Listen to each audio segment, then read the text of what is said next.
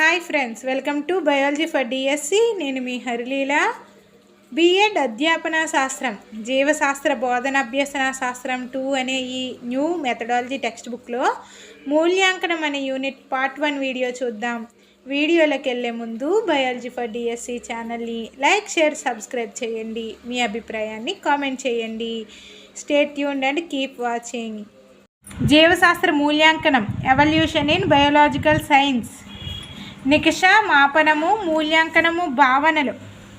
విద్యా ప్రక్రియ మొత్తం అభ్యసన ఫలితాలకై ఉద్దేశించినప్పుడు వీటిని మదింపు చేసి అభ్యసన ఎంతవరకు ఫలవంతమైనదో, అభ్యసన ఫలితాలు ఎంతవరకు సాధించబడ్డాయో తెలుసుకునే సందర్భంలో నికషలు, మాపనం, మూల్యాంకనాల అవసరం తప్పనిసరి అవుతుంది. ఇక్కడ విద్యా ప్రక్రియ మొత్తం అభ్యసన ఫలితాలకై ఉద్దేశించారు.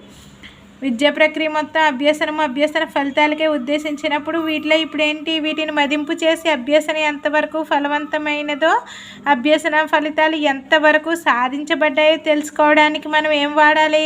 నికషాలను కానీ, మాపనం, మూల్యాంకనాలు వీటి యొక్క అవసరం తప్పనిసరి అన్నమాట. విద్యా ప్రక్రియలో పూర్వం పరీక్షలు నిర్వహించి విద్యార్థుల ప్రగతిని మాపనం చేయడమే మూల్యాంకనంగా భావించేవారు.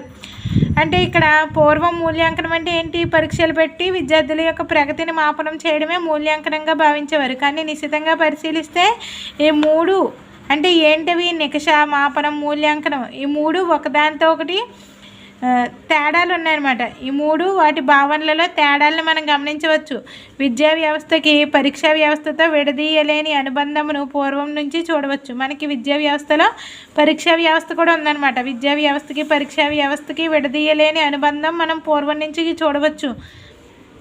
విద్యార్థుల సాధనను, బోధనా పద్ధతుల యొక్క సామర్థ్యతను మాపనం చేయడానికి పరీక్షలు నిర్వహించబడేవి. విద్యార్థుల సాధనను, బోధనా పద్ధతుల యొక్క సామర్థ్యతను మాపనం చేయడానికి పరీక్షలు నిర్వహించబడేవి. పాఠశాల విద్య ప్రారంభ కాలంలో కేవలం మౌఖిక పరీక్షలు జరిగేవి.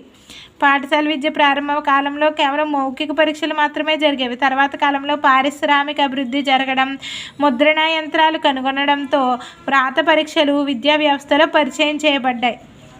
ఫస్ట్ మౌఖిక పరీక్షలు మాత్రమే జరిగేవి అన్నమాట. తర్వాత కాలంలో పారిశ్రామిక అభివృద్ధి జరగడం, ముద్రణా యంత్రాలు కనుగొన్నారు. కాబట్టి ఆ తర్వాత నుంచి మళ్ళీ వ్రాత పరీక్షలు విద్యా వ్యవస్థలో పరిచయం చేయబడ్డాయి.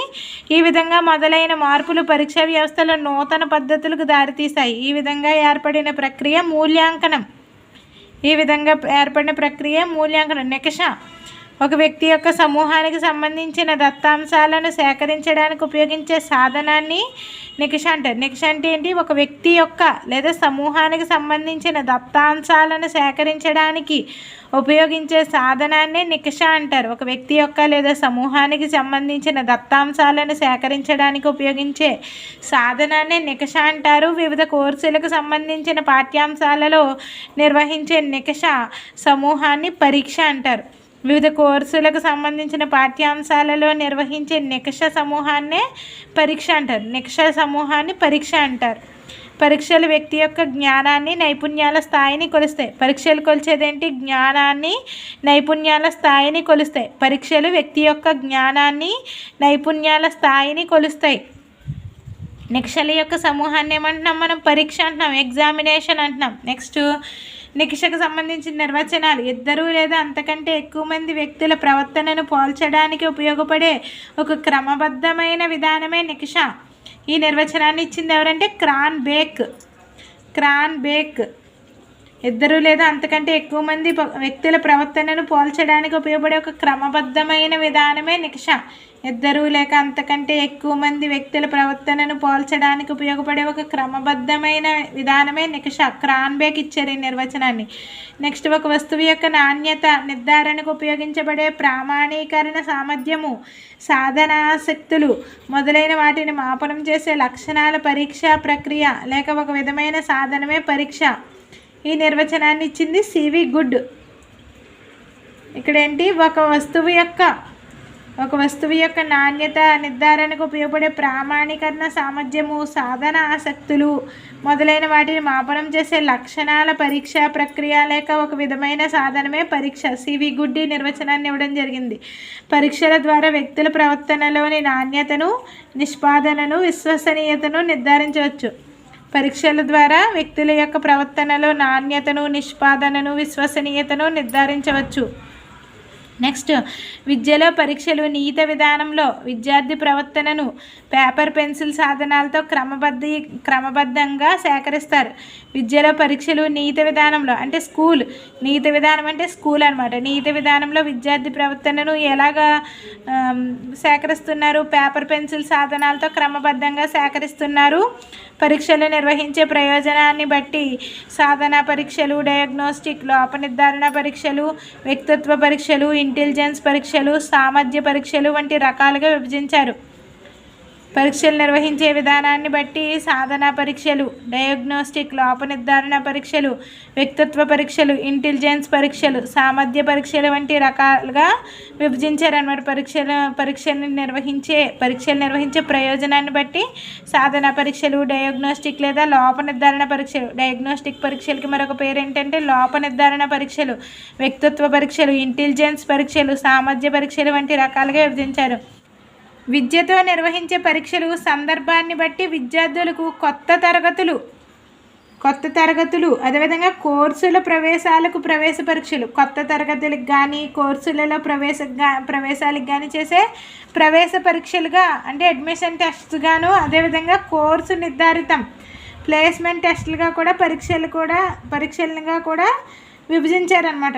విద్యతో నిర్వహించే పరీక్షల్ని సందర్భాన్ని బట్టి 2 రకాలుగా కొత్త తరగతులకు కానీ కోర్సులకు కానీ ప్రవేశ పరీక్షలు, అడ్మిషన్ టెస్ట్స్, అదేవిధంగా కోర్సు నిర్ధారిత ప్లేస్మెంట్ టెస్టులుగా కూడా విభజించవచ్చు. పరీక్షల వల్ల ప్రయోజనాలు. లక్ష్యాలను ఏర్పరచుకొనుటకు విద్యా కార్యక్రమ ప్రారంభంలో నిర్వహించే పరీక్షల ద్వారా విద్యార్థుల స్థాయి తెలుసుకుని విద్యా లక్ష్యాలు ఏర్పరచుకోవచ్చు. లక్ష్యాలను ఏర్పరచుకొనుటకు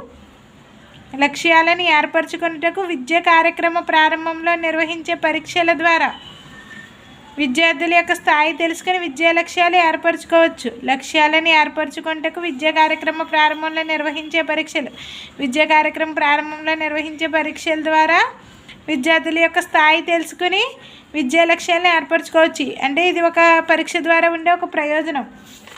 అదేవిధంగా అభ్యసనాన్ని మూల్యాంకనం చేయడానికి ఆశించిన అభ్యసన ఫలితాలు వచ్చాయో లేదో తెలుసుకుని, అంటే ఇక్కడ అభ్యసనాన్ని మూల్యాంకనం చేయవచ్చు. విద్యార్థుల యొక్క అభ్యసనాన్ని ఆశించిన అభ్యసన ఫలితాలు వచ్చాయో లేదో తెలుసుకుని దాని ద్వారా తర్వాత తీసుకునే చర్యల నిర్ణయానికి ఉపకరించే సాధనాలుగాను పరీక్షలు ఉపయోగపడతాయి. అంటే ఇక్కడ మూల్యాంకనం చేసిన తర్వాత విద్యార్థుల్లో లోపాలు ఏమన్నా ఉన్నాయా, తర్వాత ఏమన్నా చర్యలు తీసుకోవడానికి ఉపకరించే సాధనాలుగా ఈ పరీక్షలు ఉపయోగపడుతున్నాయి. అదేవిధంగా ఉపాధ్యాయుల యొక్క బోధనను మూల్యాంకనం చేయడానికి పరీక్షల ద్వారా ఉపాధ్యాయ బోధనా పద్ధతుల సఫలతను కూడా అంచనా వేయవచ్చు. నెక్స్ట్, బోధనా పద్ధతులు అంటే ఉపాధ్యాయుడు బోధించిన పద్ధతి ఎలా ఉంది, ఉపాధ్యాయుడు చెప్పే విధానాన్ని కూడా మనం మూల్యాంకనం చేయవచ్చు పరీక్షల ద్వారా. పరీక్షలు నిర్వహించడం ద్వారా విద్యార్థుల అవసరాలను, విద్యలో వారి బలహీనతలను గుర్తించి దానికి తగ్గ అభ్యసన వాతావరణం కల్పించడానికి సాధనాలుగా పరీక్షలు ఉపయోగపడతాయి. పరీక్షలు నిర్వహించడం ద్వారా విద్యార్థుల అవసరాలను, విద్యలో వారి యొక్క బలహీనతలను గుర్తించి విద్యార్థుల యొక్క అవసరాలని, అదేవిధంగా విద్యార్థుల యొక్క బలహీనతలను కూడా గుర్తించి దానికి తగ్గ అభ్యసన వాతావరణం కల్పించడానికి సాధనాలుగా పరీక్షలు ఉపయోగపడుతున్నాయి. నెక్స్ట్ టాపిక్ నెక్స్ట్ వీడియోలో కంటిన్యూ చేద్దాం.